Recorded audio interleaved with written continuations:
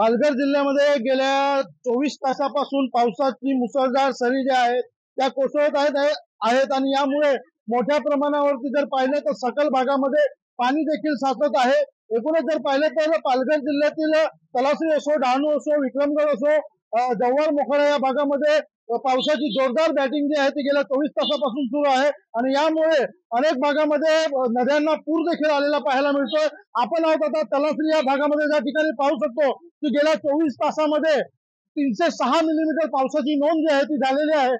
एकूणच जर पाहिलं तर हा मुंबई अहमदाबाद महामार्गावरील सर्व्हिस रोड आहे, ज्या ठिकाणी आपण आता उभे आहोत त्या ठिकाणी पाहू शकतो की एकूणच जर पाणी पाहिलं तर काही ठिकाणी गुडघ्यावर पाणी साचलेलं आहे तर काही ठिकाणी पायाच्या खालीपर्यंत पाणी जे आहे ते दिसून येते।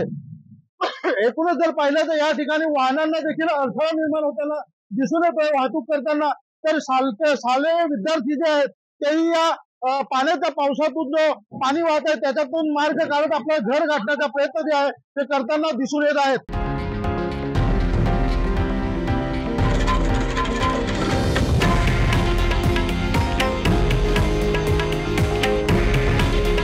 हे आहे देशातील नंबर 1 न्यूज नेटवर्क आणि आपण पाहत आहात TV9 मराठी।